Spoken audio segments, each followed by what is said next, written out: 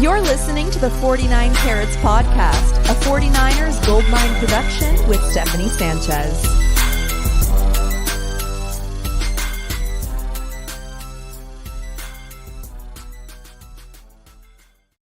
What's going on, everyone? Welcome to another edition of the 49 Carats Podcast. I am your host, Steph, and today I got a cup of tea with me to make sure that I don't have any cough attacks this time.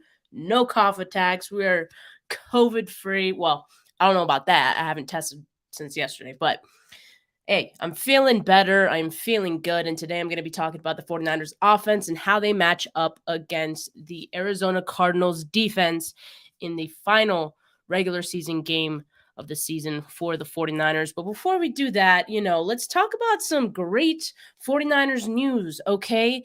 Patrick Willis, our very own 49ers legend, grew up watching him.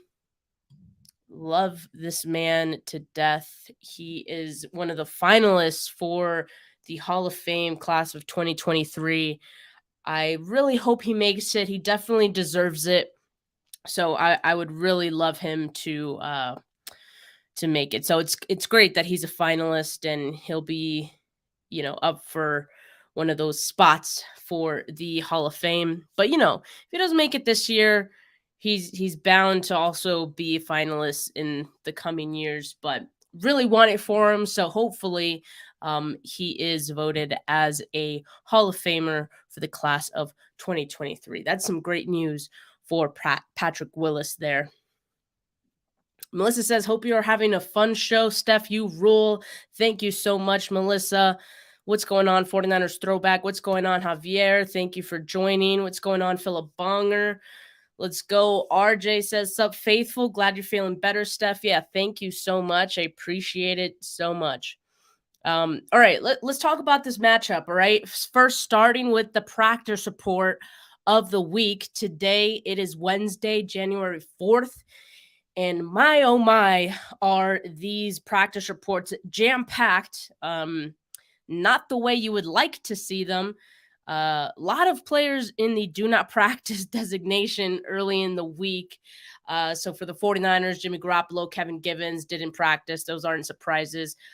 Christian McCaffrey, he also did not practice. As I mentioned yesterday, he has a mild ankle sprain. So I'd be surprised if he practiced at all this week. Maybe we see a limited designation on Friday. But they have no reason to risk him throughout the week. He's a pro. He doesn't need to practice much, if at all, to be ready for Sunday. Aaron Banks also did not practice today. He's dealing with his MCL injury. Kyle Shanahan already said that he would not be playing this week, but could be back for the playoffs in that first game in the wildcard round.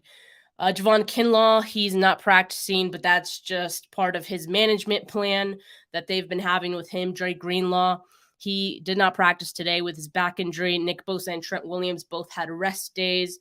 And Eric Armstead was limited for the 49ers as well. As far as the Cardinals go, they have a lot more guys who are do not practice this week. And I might add that I don't know if a lot of these guys are even going to play, because it seems like the Cardinals, with nothing to play for, are going the conservative route. Why risk some of your players who you're going to have long-term, some of your long-term investments? No reason to further risk any injury for those guys in the final game of the season with absolutely nothing to play for. Some of those big names on the do not practice: defensive end Zach Allen, wide receiver Robbie Anderson, linebacker Zayvon Collins, James Conner, their running back as well, DeAndre Hopkins, who's already been declared out for this game, and Colt McCoy. Has a concussion, and doesn't matter because they already named David Blough as the starter for the week, and I'll talk all about that and the implications of that in my defense preview episode coming out Friday.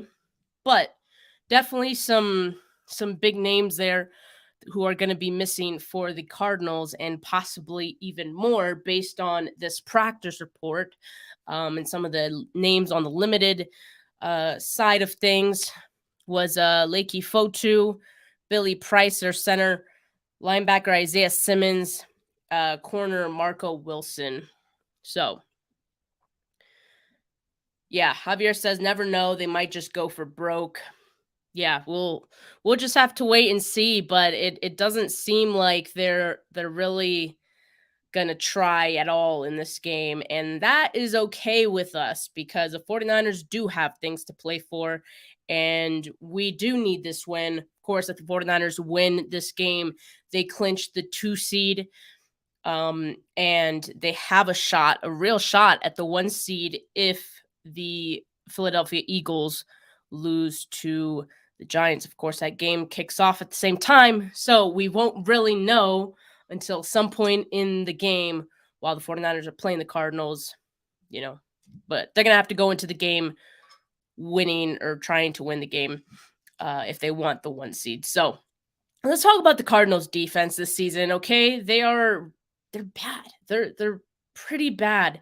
And with all the injuries that I mentioned and the possibility of some of those guys, not playing, it could be even worse. So look at here. They're 13th in rushing yards allowed per game. They're tied for 17th in takeaways per game. So not too terrible there.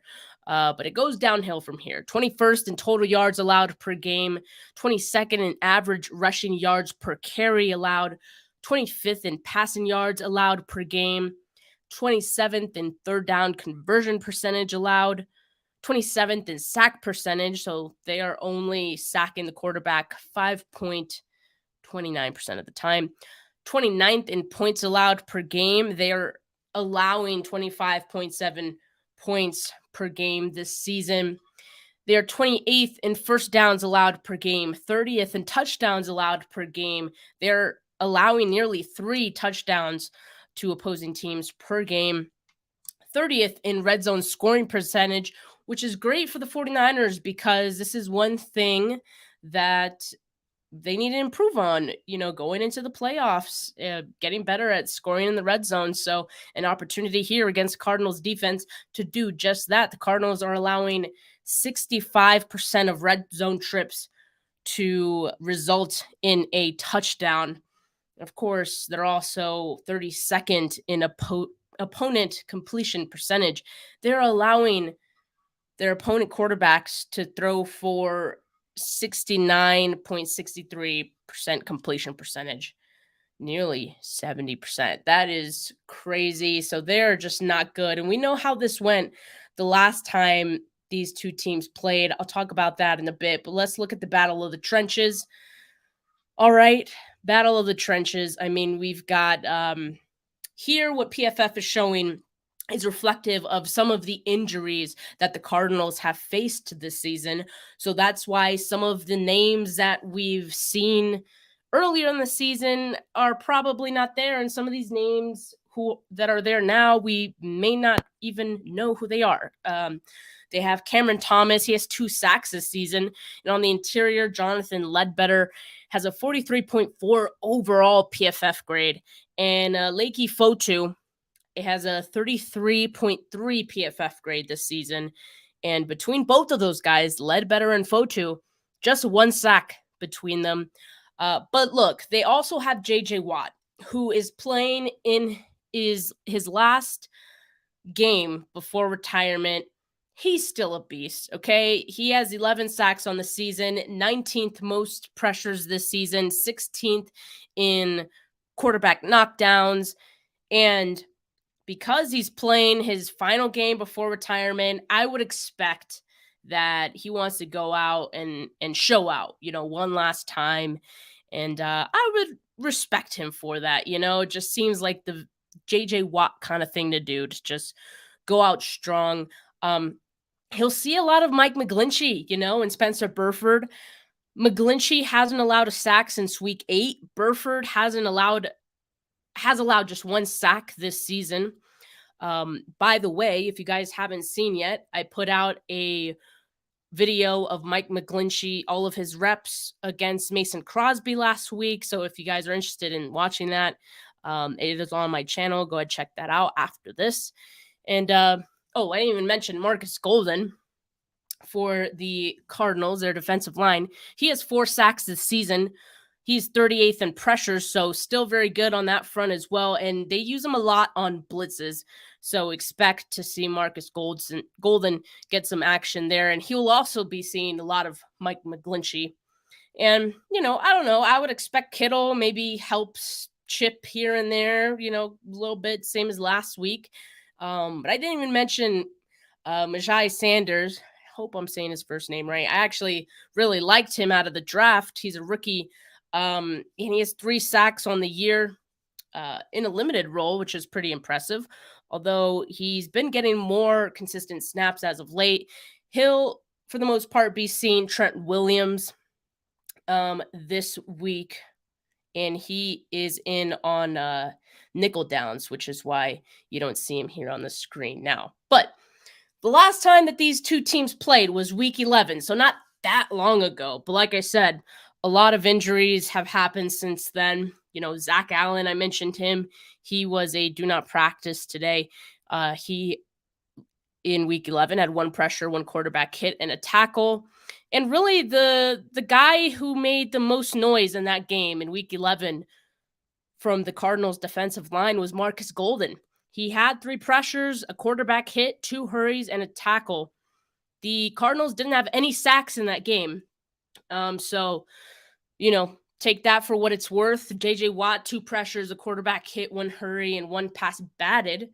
But all in all, I feel like this is manageable, right? I mean, clearly it was manageable because last time that the 49ers played against the Cardinals, they went berserk, 38 points to the Cardinals 10, 387 total yards, 6.8 yards per play on offense. Jimmy Garoppolo threw 4 touchdowns, 228 yards. Elijah Mitchell had 9 carries, 59 yards.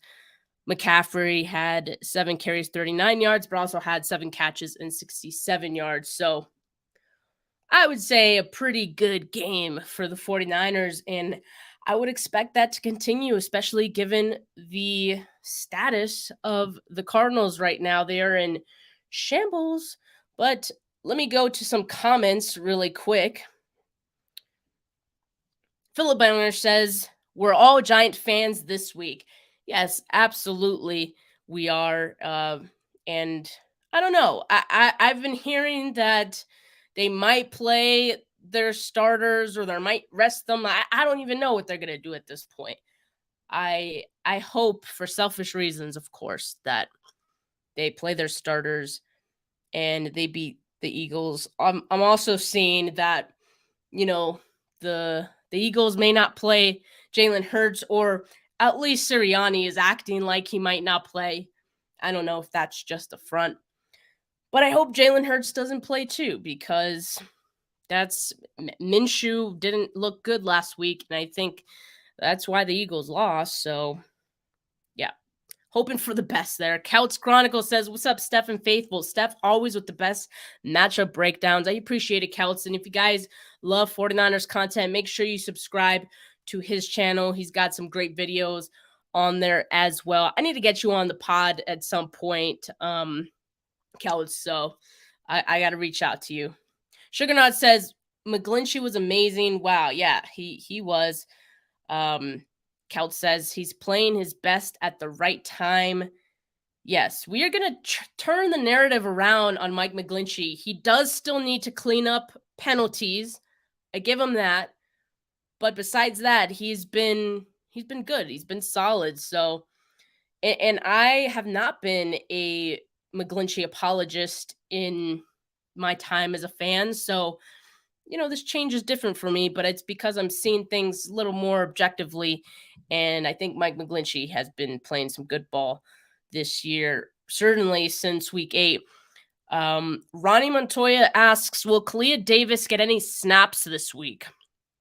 That's a good question. I would say no, but I really don't know if he's going to get any snaps. He was on the NFI list, right? So does he need to be activated from NFI? I'd have to look that up because I'm not sure.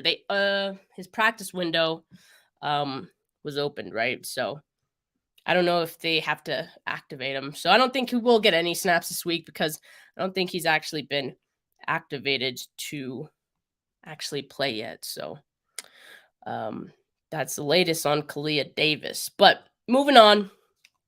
All right. So you guys can see my face. All right. So Arizona defense against tight ends, allowing an average of 7.7 targets, 6 receptions, 65.9 yards per game to tight ends. They've also allowed 10 touchdowns to tight ends this season. Well, why do we care about this? Because George Kittle has been on an absolute tear the last 3 weeks. He has 19 targets, 14 catches, 236 yards, 122 of those being yards after the catch. And he also has 5 touchdowns in the last 3 weeks. That is crazy. Those are some great numbers. And the last 2 times that the 49ers have played the Cardinals, back in week 11, he had 4 catches, 84 yards, 2 touchdowns. And back in 2021, week 9, he had 6 catches, 101 yards, and a touchdown. I need to cough for a second, so we'll go off camera. But look at this really quick. I'm telling you, man, it's still like having to breathe in for some reason. Like if I do it enough times, it makes my throat really dry, and I got my tea, so that's helping me. So, all right, thanks, Josh, little man. Yeah, I'm actually like, are you talking about Kittle or me? Because I'm not a little man, but thanks, I guess. And then 49ers throwback says no, Buda Baker hurts them. Absolutely, it does. And yes, that's one thing I didn't mention. Buda Baker has been placed on IR, so he's not going to be out there for the Cardinals in this game, and that does absolutely hurt them. But let's see the Cardinals' defense against wide receivers, allowing an average of 19.8 targets, 12.8 receptions, 136.6 yards to opposing teams' wide receiver unit per game. And they've allowed 11 touchdowns to wide receivers this season. Now, their cornerbacks, like I said, they're just depleted. So what PFF has listed as our cornerbacks right now is based on all of the injuries. So I don't know if these are going to be the starters because as we saw in the first slide, there's a couple of guys who are hurt for them. But for example, cornerback Marco Wilson, he was limited. Does he play? I don't know. But if he does play, he would start over these guys. Antonio Hamilton also do not practice. So what I'm showing here, let me find my slide again. What I'm showing here is just based on what we know right now. What I think might happen just based on as well the Cardinals, not risking some of their long-term players out there for this meaningless game for them. So, Jace Whitaker, he didn't play week 4 to week 14. Wonder why. He's allowing an 88.8 completion percentage in his coverage this season. That is insane. PFF has him with the 38.5 overall defense grade. Christian Matthew, he's a rookie, and I just assume that he's listed as a starter right now because due to injuries. I don't think there's any other reason for him to be starting. He did have a solid game last week against the Falcons. I'll give him that. So, not much to say about him because there really isn't a large sample size to have anything to say about him, quite frankly. But I did see the last week against Falcons. Not so bad of a game. Isaiah Simmons, as you guys know, he is their safety hybrid. He plays a lot of different positions, or could play a lot of different positions on their defense. On nickel downs, he plays slot corner, except that when he plays slot corner, he's allowing 84.7 completion percentage in his coverage. Not great, Bob. So that could be another plus for the 49ers. As we mentioned, Buda Baker is out. So as far as the safeties go, they have Jalen Thompson and Isaiah Simmons on the base downs. So Jalen Thompson, he's solid. Like, he's not bad at all. 6 pass breakups this season. That's tied for most among safeties. He has 14 stops, 4 touchdowns allowed, though. That could be important. And Isaiah Simmons, kind of like Marcus Golden, they use him on blitzes a lot. So they like to get creative with them. They like to move him around, something to keep an eye on. He has 2 interceptions this season. He also has 3 pass breakups. Michelle asks, any chance you and your brother will be at the game? Niners have a great record when you're both there. I'm glad you remember that, Michelle. We are not going to be at this game, of course, because I'm still recovering from COVID. I did have a trip planned for this weekend, but, I canceled it because, just because of that. And kind of want to start saving my coins for the playoffs. I do plan to go to a playoff game, maybe not the wild card game, but assuming they make the round after that, they better. I would probably try to aim to go to that game.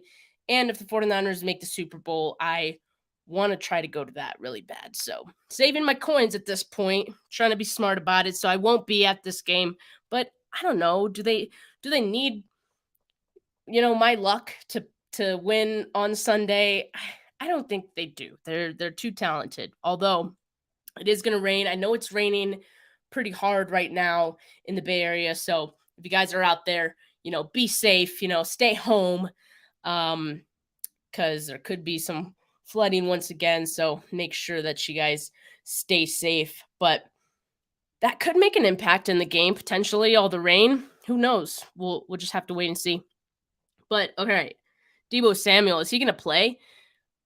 I was under the assumption that he would, but then he did have this to say earlier today in the locker rooms when asked, when talking to reporters. He said, not necessarily trying to push to play this weekend. I'm not going to risk myself. If I'm not 100% ready to go, I'm not going to go out there. So does that mean, is he 100%? I don't know. It certainly, by this answer, it doesn't sound like a resounding yes. So I would assume that he might not play in this game, and I would be okay with that. No reason to risk Deebo Samuel re-aggravating something with this injury and not having him for the playoffs. So I'd rather him be 100%. And if that is in the first week of the playoffs in that wild card game, so be it. Deebo Samuel knows the task at hand. He's one of those players I would not be worried about, needs that extra time to, really be up to game speed, up to conditioning. So I think he'd be just fine if he doesn't play in this game. Don't know about you guys, but also another reason, because the wide receiver next to him, Brandon Ayuk, has done a pretty good job this season. And finally, we're all seeing it. It's undeniable at this point. In that game against the Raiders, the fourth quarter, he made so many clutch plays, and I think we just got to give him his flowers. I think he's up for the task. This is wide receiver 1 for this team, ladies and gentlemen. It's Brandon Ayuk. He is him. Last week against the Raiders, he had 12 targets, season high, 9 catches, 101 yards, and he also had a touchdown. And these stats, again, don't show you the impact that he had in that fourth quarter on, that very important drive before overtime. The game should have ended right there, but Robbie Gould had to keep it interesting, I guess. I hope he does not do that again. But I saw everything I needed to see from Purdy, from Ayuk, to let me know that these guys, they're ready. They're ready for big moments, and that makes me feel good. Last time that the 49ers played against the Cardinals back in week 11, Ayuk had 2 catches, both of them being touchdowns. So he had 2 touchdowns in that game. That was the game in Mexico City. There was some great energy that game, and the 49ers are at home this week, so it should be about the same type of atmosphere for the 49ers, I think. Ronnie Montoya asks, will CMC be on a snap count with that ankle injury and just roll with giving TDP and Mason more snaps before the playoffs? That's a good question, and I'm going to hold that answer until we talk about the running backs in just a couple slides here. So gonna pin that one for now, and so I don't forget it. But definitely we'll come back to that.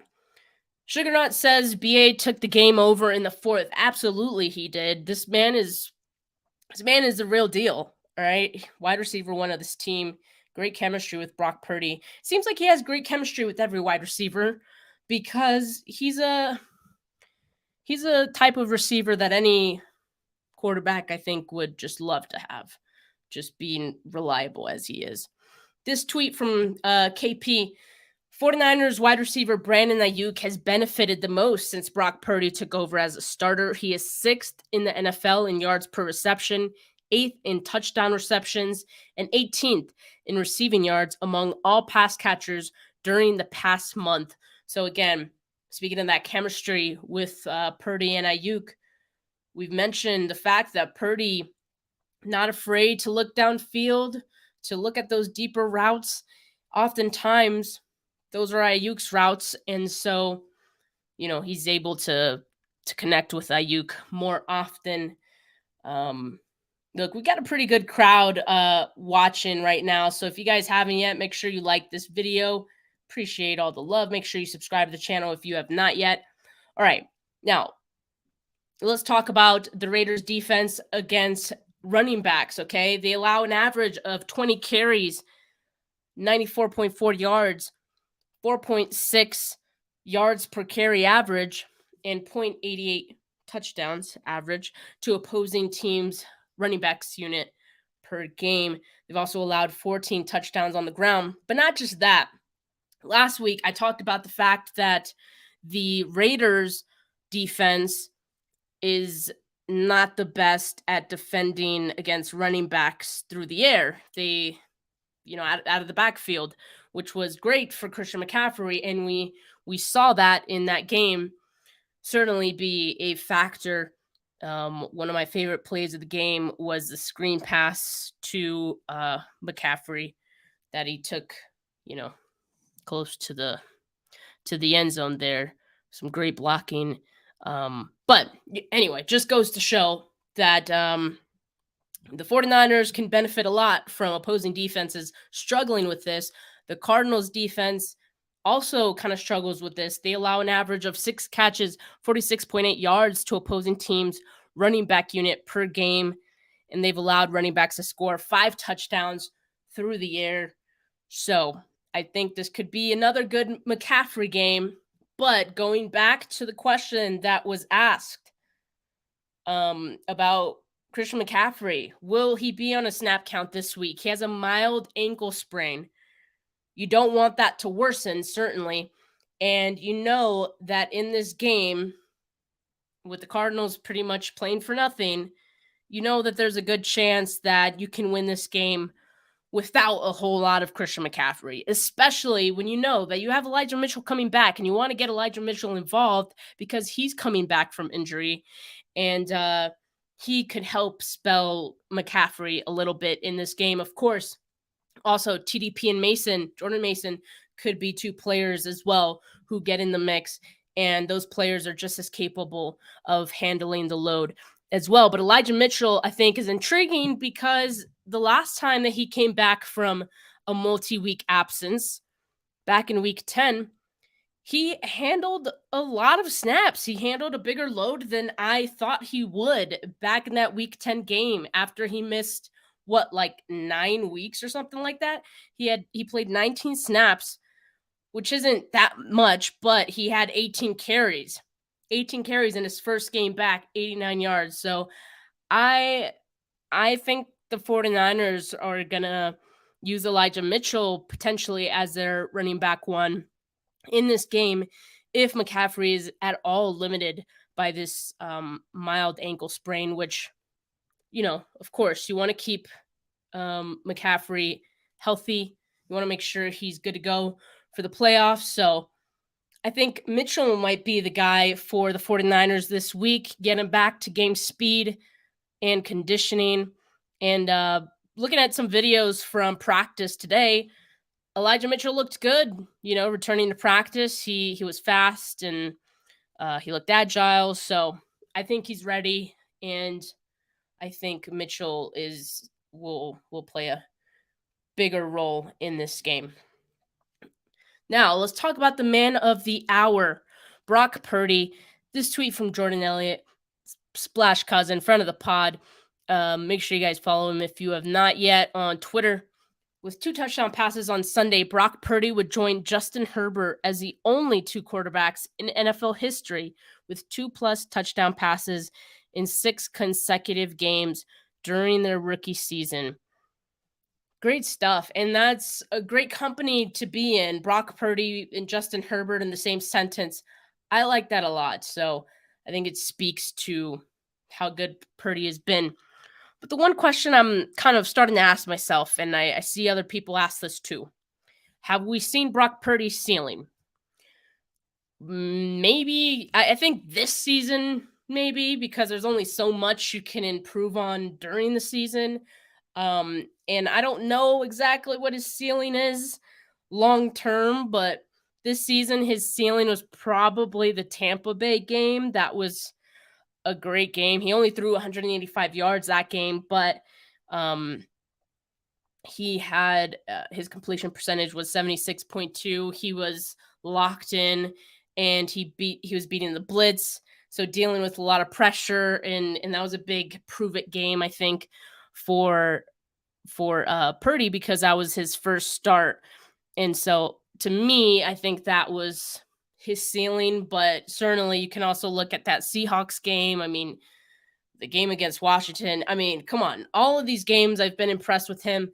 However, last week there were some miscues there. He threw the interception, which this one was his fault, right? And also, he threw a near interception near the goal line, or at the goal line. Thankfully, didn't get intercepted.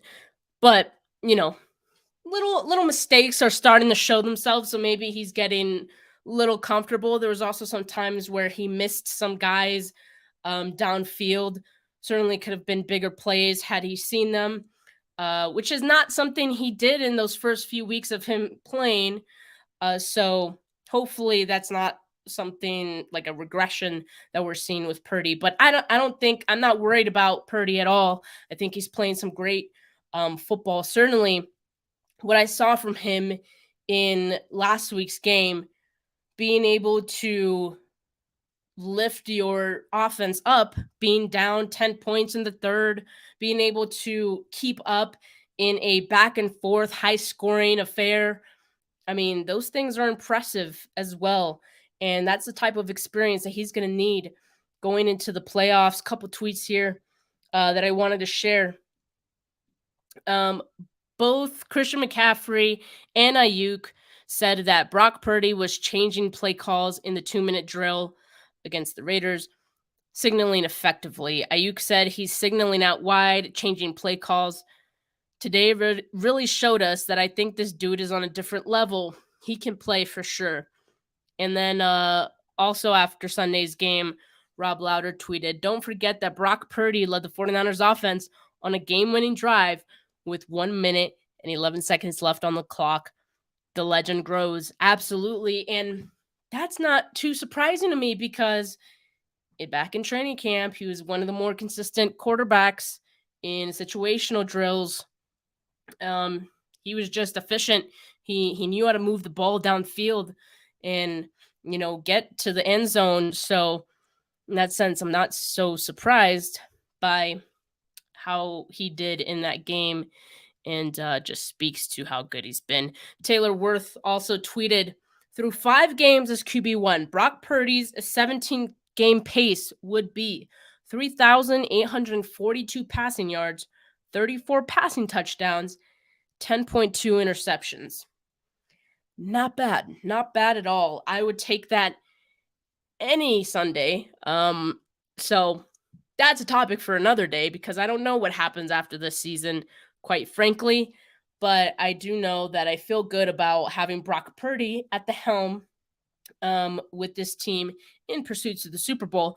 Through his first 4 career starts, Brock Purdy is 70 of 104, 920 passing yards, 9 total touchdowns, and a average passer rating of 115.3, and of course, the 4-0 record. All right.